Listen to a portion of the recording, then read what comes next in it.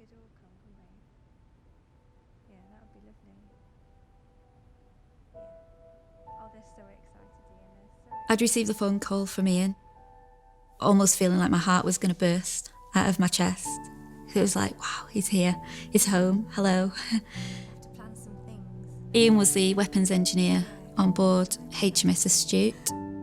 He was in charge of the weapons department. And it was good to hear his voice because they'd been away at sea for a few weeks. And it was nice to know that they were back safe. He spoke about the plans the day after. They were due to host some VIPs on board. He was going to be able to show off the submarine. He was very proud, and so he was in his element, really. No, I can't wait. As the conversation kind of came to an end, he told me that he loved me. He said, I love you, Jill. And then the phone went dead. So I was just like, oh, I can't respond. And I thought, it's okay, because I'm gonna see him in a few days, or I'll speak to him at least in the next few days. And I can tell him then. I've got all the time in the world.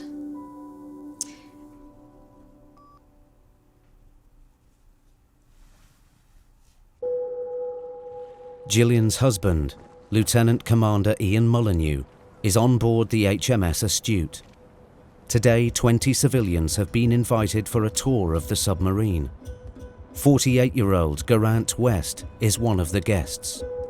The submarine was about 10 minutes walk, 15 minutes walk away from my office, so I decided to walk down there.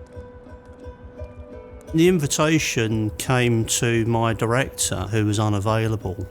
He immediately turned to me, one, because of my naval background, but two, because of my interest in technology.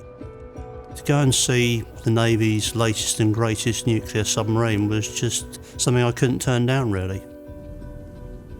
Another guest, 54-year-old Alistair Neal, runs the local council. I had thought that actually this terminal would be probably state-of-the-art, 1.2 billion warship that had more engineering within it than the space shuttle. But it was not at all. I passed by some relatively old, deserted warehouses and wound my way around the back of the dock area. I got out the car and there, pretty well straight ahead of me, was this grey, lethal-looking construct.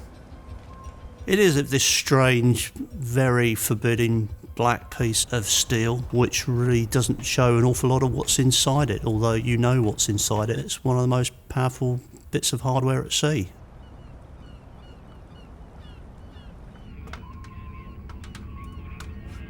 Going down is like a steel stepladder, something of the order of 15 feet. Suddenly remembered that I'd had an operation on my knee about a month before. That's when I had a slight moment of panic, thinking, crikey, am I going to get down this ladder? We arrived down in what turned out to be the control deck. Other guests who comprised the mayoress, the leader of the council, and 3 or 4 other business leaders had already arrived. Chatting, talking, learning about life at sea and 3-month tours. It was very relaxed and very casual. A dozen people in the control room just having a chat. We all individually said hello, and right at the start I found myself with Ian and Chris, who I was introduced to as lieutenant commanders. It was a real pleasure meeting those guys. They were very impressive, and I felt very good that these were, the finest people in the finest warship that our country has ever constructed, and I had the privilege of actually talking to them. I moved over towards the sound room, partly to look at what was in there, but partly to introduce myself and say hello to Carol, the mayor. I sort of went into a little ante-room where they had TV cameras, underwater ones, showing how they used them when they were sailing. And I literally just said hello to her when I heard the sound pop, pop, pop, like balloons being burst. I didn't know what it was. I just started shaking all over. Then, very rapidly, following the first, came others. I really wonder what that was.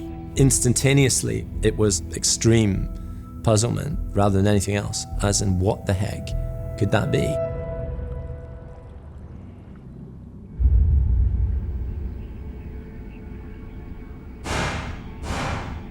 This was happening in split seconds. It takes me so much longer to explain it to you than any of the events that happened. Later on, you look back and every part of it seems like a slow scene and you can pull it all apart.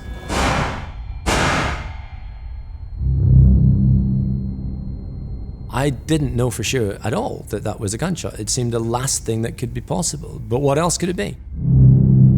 So could they be blanks? This might be some kind of effort to demonstrate they could actually repel an attack. But even as I had the thought, I dismissed it because it made no sense.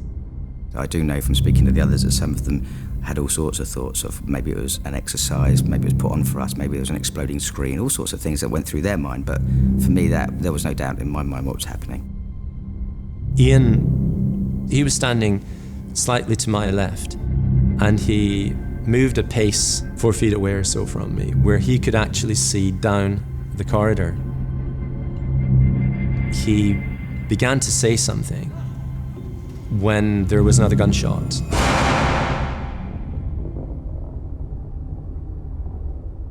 He fell immediately.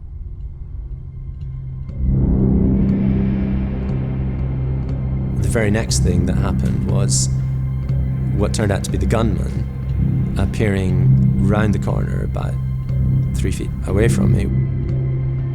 At that moment, I believed he's got a magazine with 30 rounds in it, and he's going to discharge the lot.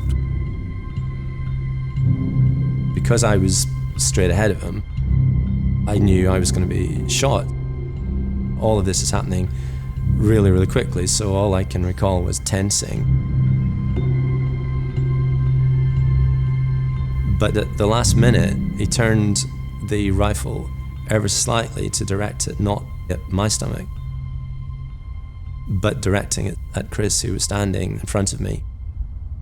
And he fired at him.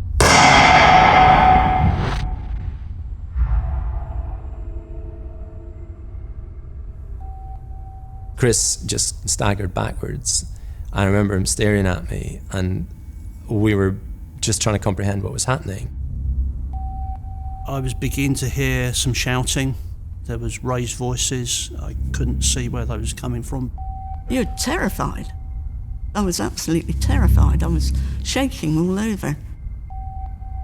Before I really had a chance to process all of that, I remember looking down, and that's when I could see Chris's head and shoulders.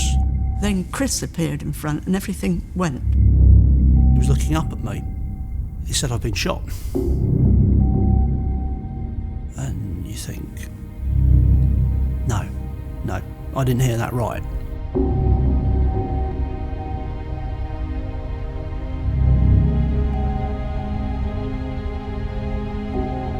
What I do recall very strongly is the face of the gunman. He looked like a crazed person. For not 1 second did I think this was a member of the crew. How could this possibly be a member of the crew? We were all very well aware of terrorism. I thought to myself, this could only be a terrorist attack. This guy was there to kill us, and they were after the nuclear reactor. I looked over my right-hand shoulder at him and at Alistair, and I could see the complete terror in his face. And I'm sure mine looked the same. We knew when we were staring at each other that we were both saying to each other, we've got to do something about this, because there's no way this is going to end other than a complete bloodbath. For me then, there was no doubt really what needed to be done.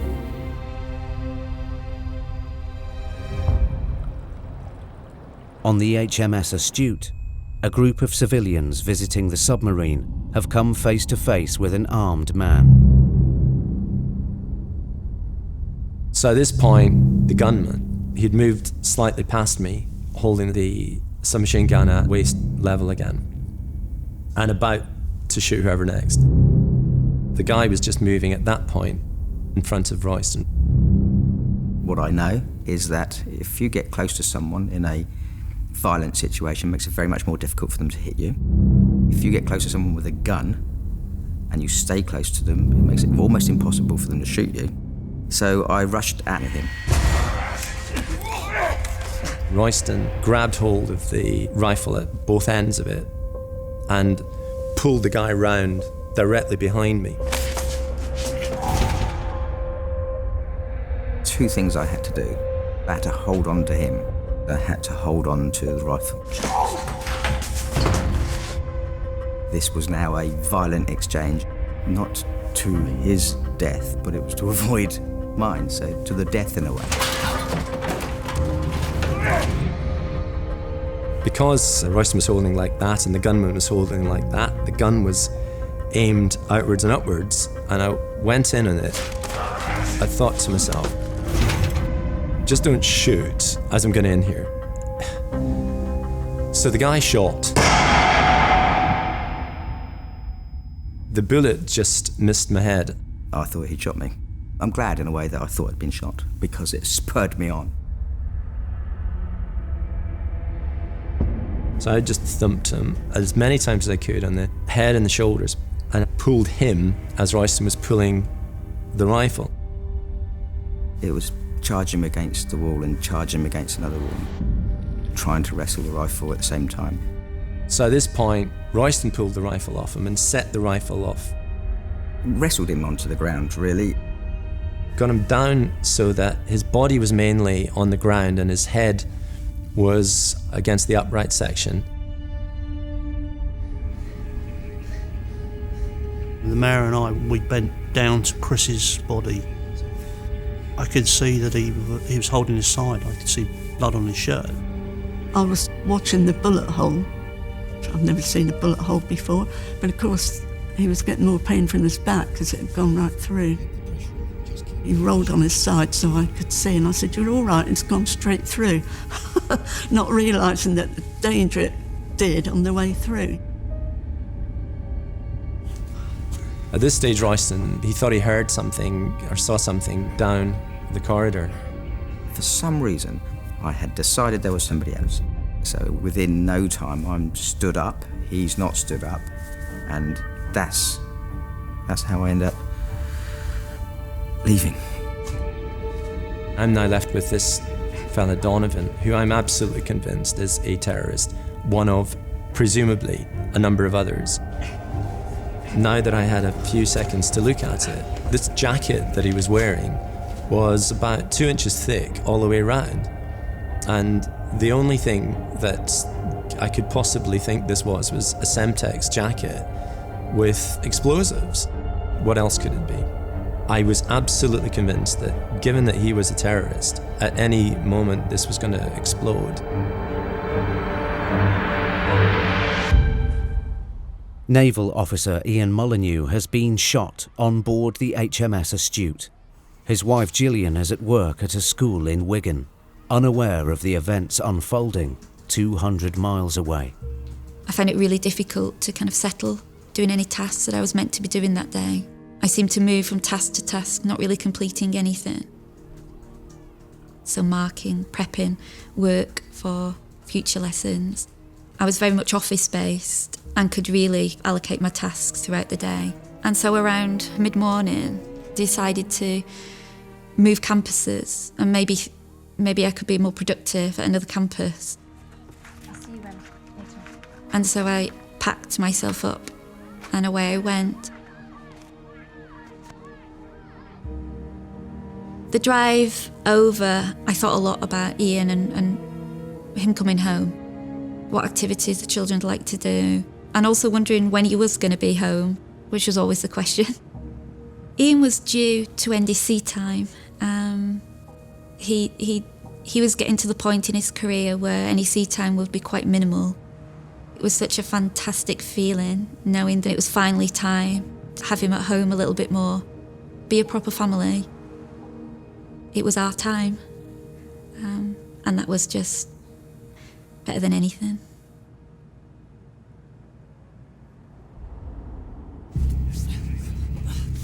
Ian was just a couple of feet away from me, and Chris is 3 or 4 feet behind me.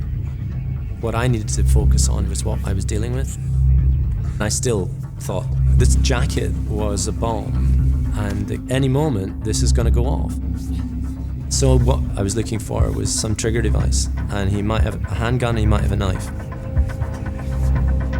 I grabbed one of his arms, but he was struggling, and he was able to use his elbows, which is what he thumped my ribs with. I was just not able to get into his pockets, so I screamed at anyone behind me. I was aware of shouting coming from my right, help over here. And I looked up over towards the after end of the control room. I could see a jumble of bodies. I yelled, please, somebody come forward, sit on his legs. You know, I'm with a guy that's just been shot. So what do? Do you stay with him? Do you go over and... You don't have long to make this decision. It's probably the most difficult decision I've ever made in my life.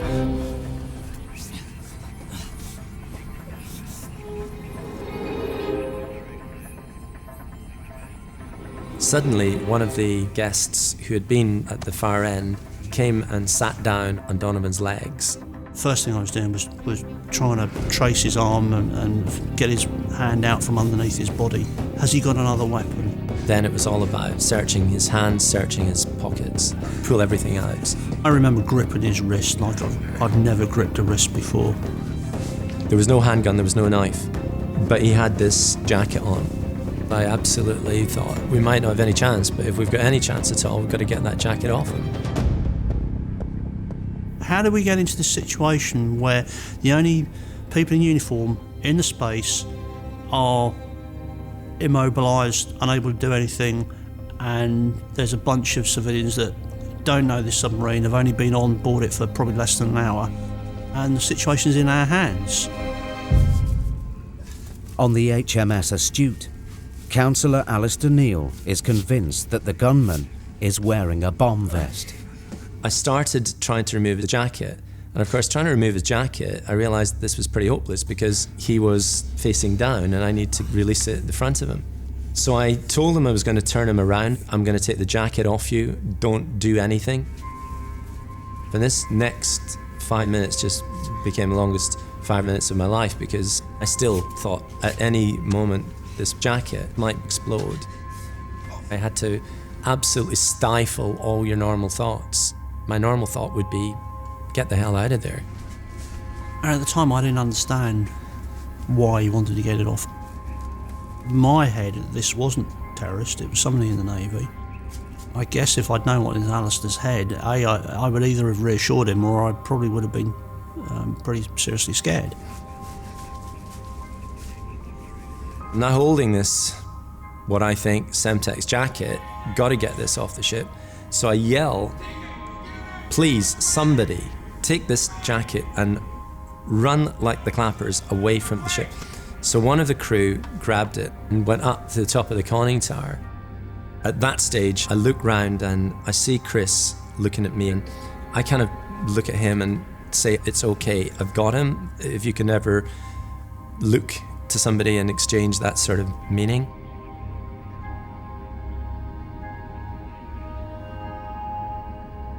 I remember this policeman entering the vessel. I vaguely recognised him from one of the policemen I'd seen on the quayside. And I said to him, give me these handcuffs, I've got to get this guy in handcuffs, we've got to get him off the ship. He puts them round one of the guy's wrists and I put them round the other one, and I pull the guy up, and I told Donovan to climb up. I'm holding on to him as we go up, and I hand this guy over to the military policeman and tell him to get this guy off the ship. That's the stage where it suddenly starts filling up with people. So first we had the ship's naval staff coming back in. There was the medical assistant starting to look after Chris. The Navy were reasserting control of the space. When all the medical help started coming, I thought, oh, they're here, And then I was asked to go. That's when I found out what had happened. That's when the full enormity of the situation hits you. That's when you start processing the scene around you. That's when I could see 2 feet in the passageway, and I then realised that something truly awful had just happened.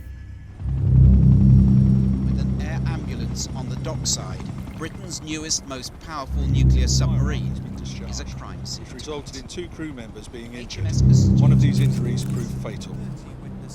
The other crew member... These include crew members and a party of senior officials from Southampton Council who were visiting the submarine at the time. One of them... They took my name and address and said, "You're free to go." And I walked out through the gate, and I passed 1 or 2 people. Nobody took any notice of me, and I started walking back to my office. And it was only really at that point that I realised just how the events unfolded and what Royston and Alistair had done. This whole tidal wave of what had happened hit me. It was just an emotional tidal wave. I insisted I was okay to drive back home. Eventually I got back into my own car. Kate said she'd come down with the children and that was going to suddenly return me to normal life. It would be great to see them. Because, you know, the 20 minutes or so wrestling this jacket off this guy, you know, at every second I thought it's going to explode. And, you know, I never thought I'd see them again. As soon as it was 3:30, I was down to the school to pick up my kids, and they would normally go to after school club. On this day, I felt like I needed to pick them up. I was sat trying to untie a knot in Bethy's shoelace when there was a knock at the door. And my eldest son, Jamie, was in the playroom, nearest towards the front door. And I shouted through, could he answer the door?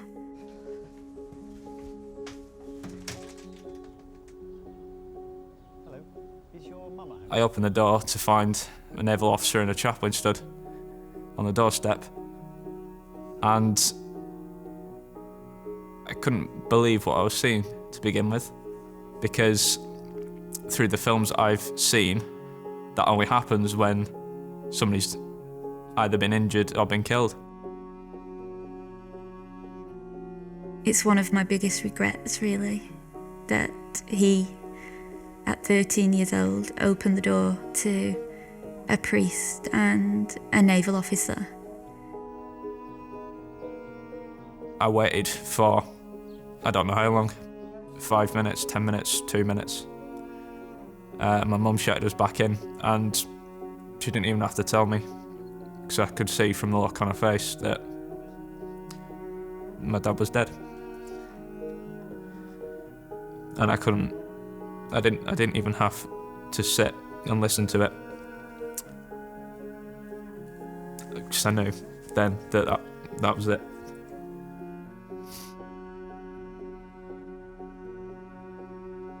I felt like I'd failed as a mother at that point, because I couldn't protect them from the pain that they were going through and the pain that I knew they would always go through in life.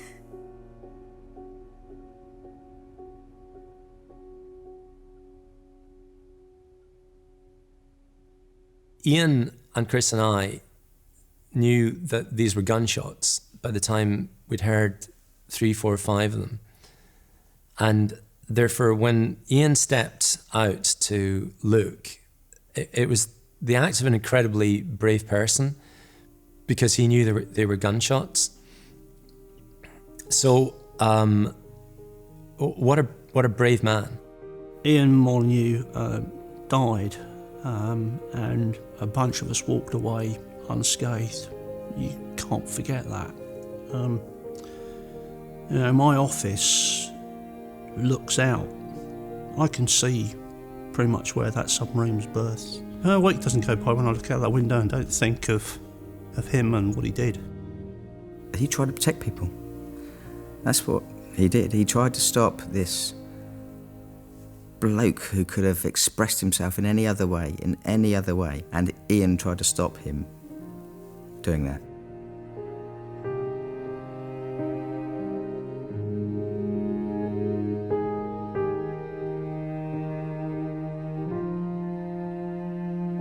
Ian's actions were very, very brave. He sacrificed his life to protect the crew and the boat and those VIPs that were on board. I'll always be very proud of that.